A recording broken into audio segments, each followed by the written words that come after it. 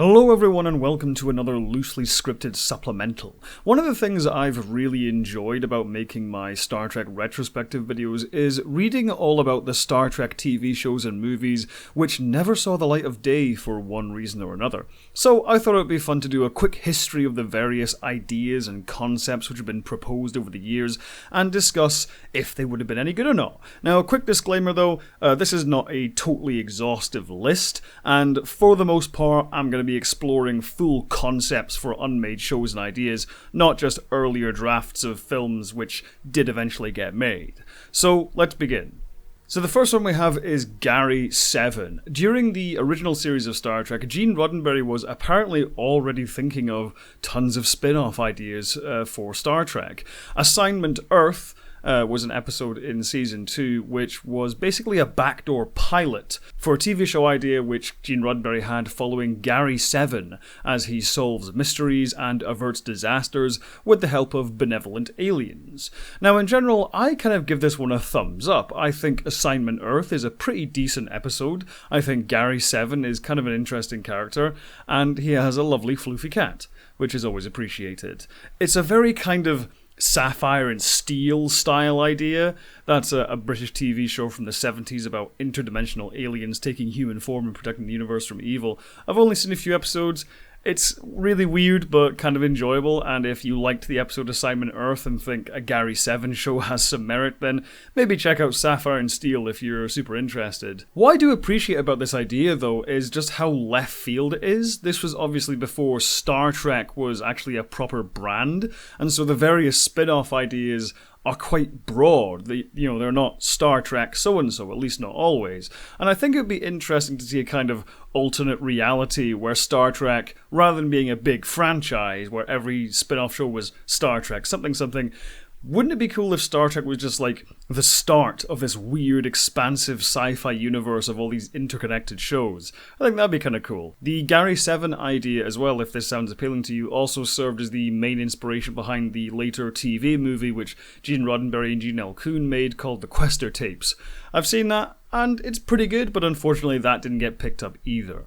Another idea that Gene Roddenberry had for a spin-off was called Star Trek HOPESHIP, and this was an idea for a show following a Starfleet medical ship, and the idea was created by Roddenberry and writer Darlene Hartman.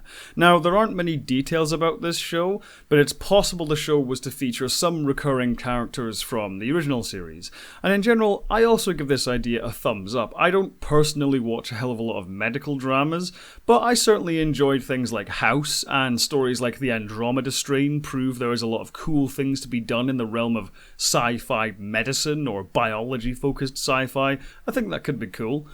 It would have been interesting as a companion piece to the original series, while Kirk and co are getting into phaser fights, the Vasquez rocks and punch-ups and so on and so forth. It'd be cool to switch over to Star Trek HOPESHIP, which may be a more contained drama with problems being solved through deduction and science and so on and so forth. I think that could be cool. I'm surprised there is yet to be any book series about a medical Starfleet ship, because I think the idea has a lot of potential. So if no one's written that yet, someone get on that and have Dr. Crusher team up with Dr. Pulaski, because that would be cool. The final idea from this era of Star Trek as a spin-off idea was a Harry Mudd show. This is only really some chatter at NBC which happened. It wasn't really a full idea, and there was interest from Roddenberry, but there was never a script or a treatment written, and this idea gets a vehement thumbs down from me. I really don't like this idea. I don't know how anyone else feels about this, but I've never liked Harry Mudd in the original series, and I think both of his episodes are pretty rubbish overall. I think easily the best version of Harry Mudd is Rainn Wilson from Star Trek Discovery. I think he's just leagues better. And in general, I'm not really super keen on any kind of spin-off following the character of Harry Mudd, but I guess, if you had to pick one, Rainn Wilson would be a much, much better version of Harry Mudd to follow. And so after the original series was cancelled, eventually Paramount was interested in developing a Star Trek movie and things after it had picked up that franchise. And so the first Star Trek movie that really got furthest before, the motion picture came along was Star Trek Planet of the Titans. Now, this was a movie which was going to be written by Chris Bryant and Alan Scott and directed by Philip Kaufman. And details of this, again, are a little bit vague because there's different drafts and things which all kind of conflict, so there's different versions of this. But in general, it would have seen the Enterprise sort of race a rival Klingon ship to find this fabled Planet of the Titans, which was the supposed homeworld of this super advanced ancient alien race, which is pretty much like mythical for how old it is. Now, as I said, there are different drafts, so earlier drafts seem to have Kirk as the protagonist, but later drafts favour Spock a hell of a lot more. And one of the ideas that Philip Kaufman, the director, had was to have Spock basically have this rival Klingon nemesis, and his idea was to cast Toshiro Mifune as this rival Klingon. And if you haven't seen Akira Kurosawa movies, he's one of my favourite directors. I love Akira Kurosawa movies, and Toshiro Mifune is a staple of those movies. He's one of my favourite actors, so this idea just sounds awesome. Although, lest you think that this sounds like an action-packed action adventure, like a sort of Indiana Jones space or going across space and racing Klingons and so on and so forth, from what I've read, this would have been a bit more of a trippy kind of film. Philip Kaufman has talked about the idea of embracing sort of new agey ideas and sort of crystals and so on and so forth. And he's mentioned scenes of Spock and this rival Klingon sort of tripping out in space. So it may have been something a bit more cerebral, a bit, more 2001 or even Zardoz or something like that, I'm not sure.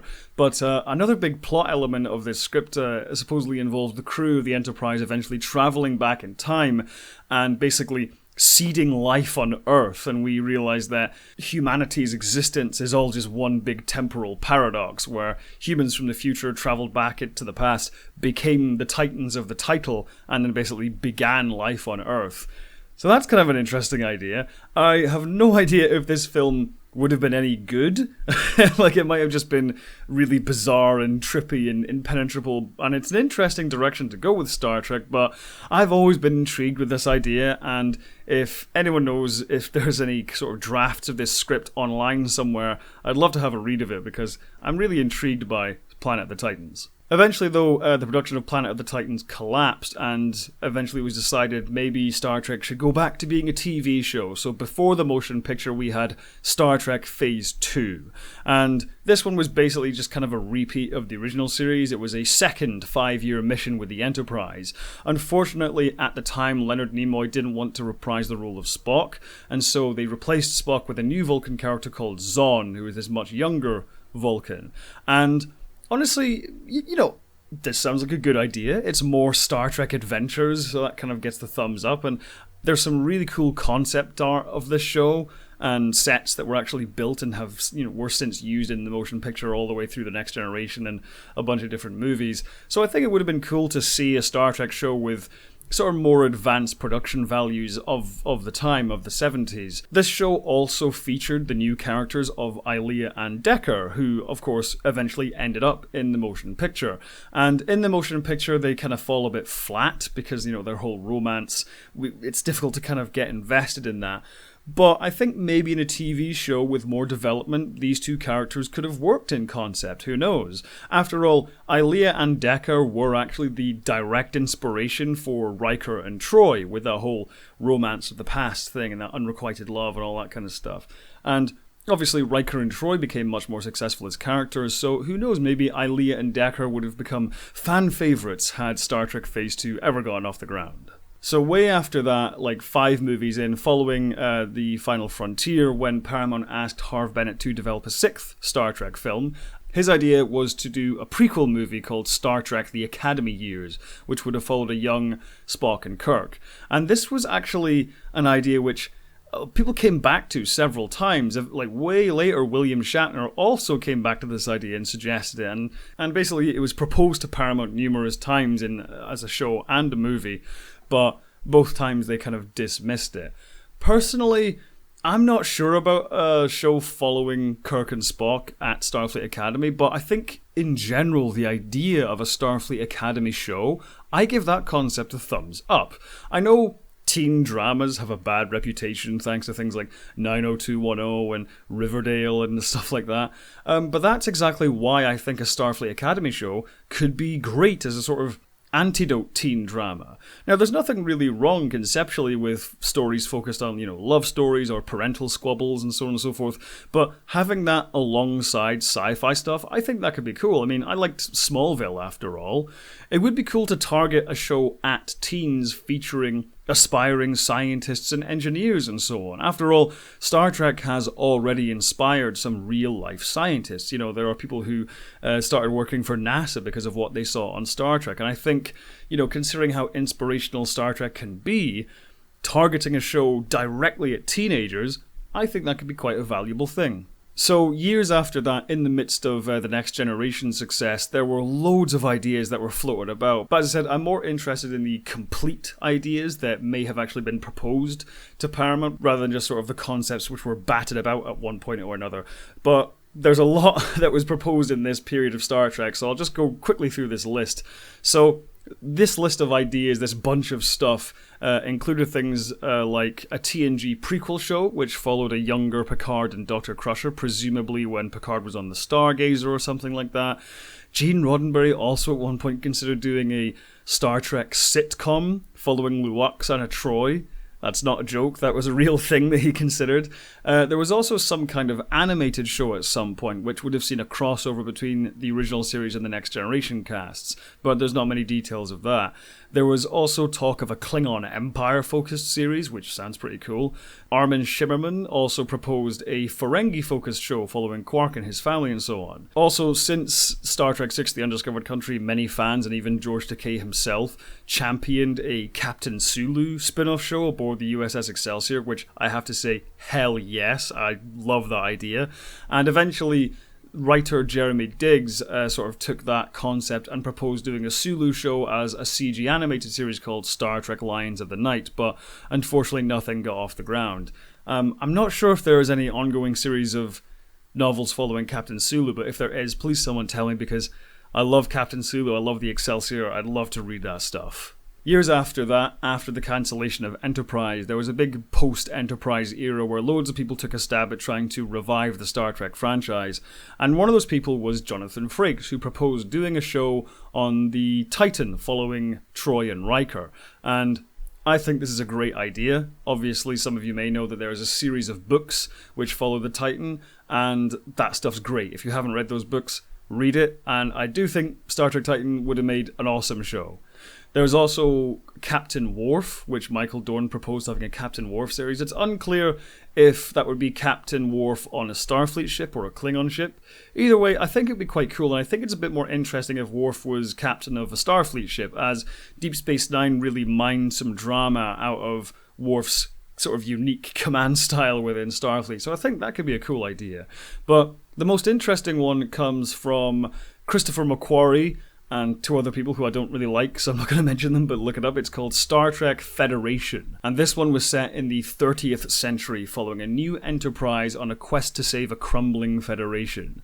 Now, there's a lot of material online about this concept, as it had some buzz a while ago, and it sounds great. Some of the stuff that they propose in their proposal sounds pretty bold in terms of the direction they're taking the Star Trek universe. For example, they say that in this new backstory, in this new setting, the Klingons are still there, but they're no longer obsessed with war, and it's possible that they may not even have an empire anymore. So that sounds really fascinating.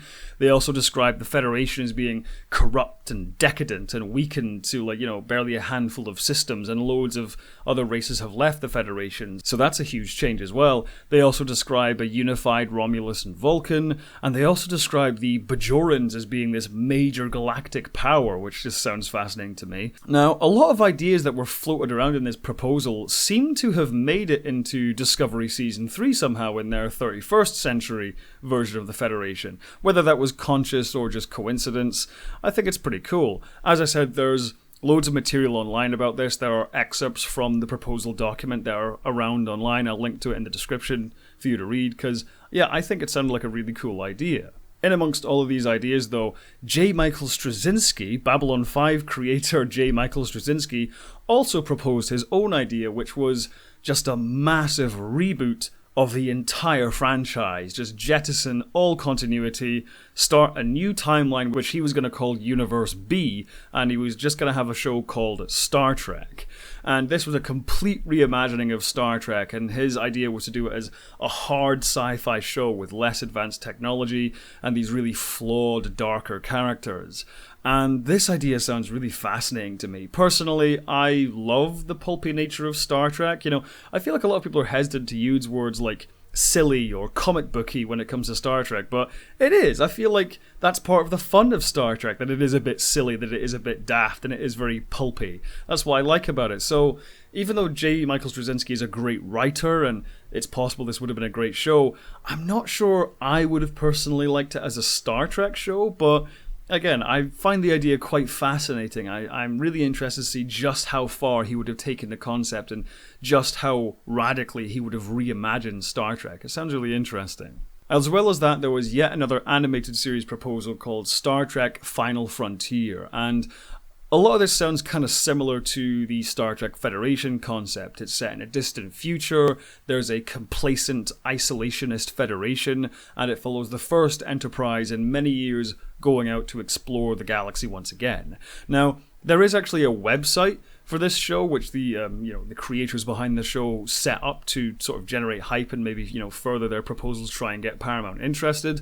Nothing really happened with that, but the website is still out there and has loads of info. And this show again sounds great. It's full of really cool character designs and ideas. For example, they have this sort of cyborg Mako team, this like crack squad of tactical officers who are, leagues above the standard red shirts that you see in Star Trek, which really only just show up to get shot and die in the opening teaser. And there are some available scripts that they wrote as well for the opening few episodes. I've read those and they're totally solid. I would highly recommend you read those if you're interested. Once again, I'll link in the description to the website so you can find all that stuff, because I think it sounds really cool. So that's kind of the list of the best or the most interesting examples that I could find. But in general, I'd sort of give my 2 cents of spin-offs, which I think would just be pretty cool. As I said before, I think the Starfleet Academy show, I just think that's a really good concept. I think there's a lot of potential there. Although, that's with the caveat that I don't think it should follow the young Kirk and Spock meeting for the first time as the previous ideas did. I think it should follow some new characters set in the 24th or 25th century. I think that would be quite cool. Another Star Trek spin-off show I'd love to see at some point is a sort of West Wing in space. I feel like we need to see the political side of Star Trek, and a book that I was recommended recently called Articles of the Federation, that's a great book which demonstrates just how gripping that can be. And I also think, once again, it can potentially be inspiring. In the real world, people get quite disillusioned with politics in real life, and I feel like Star Trek is the perfect franchise to kind of inspire in that realm. It's been hugely inspirational in terms of science, but I also think it can be very inspirational politically as well. And another show I thought of, and I can't believe no one's done this, but wouldn't it be cool to do a sort of space Indiana Jones show set in Star Trek? I really love the episodes in The Next Generation, The Chase and Gambit. I think those are great episodes, and there's just hundreds of ancient alien civilizations. I mean, that's like a well-worn trope at this point, that idea of ancient alien civilizations. So there's loads of, cool technology and things to find out there on some uncharted worlds. And I think this show could show us life outside of the security of the Federation and that more Wild West side of the universe. So I think that could be pretty cool. Those are my ideas anyway. Tell me what you think of those, and tell me which one of these cancelled Star Trek projects sounded the most appealing to you. Thank you for watching. If you like these videos, subscribe and hit the bell icon to stay up to date on my new uploads. If you want to help the channel grow, join my patrons or my YouTube members, where you can see videos early as well as some other exclusive content. Speaking of which, I'd like to quickly thank all of my patrons and members who are now appearing on screen. Have a good one, and as always, live long and prosper.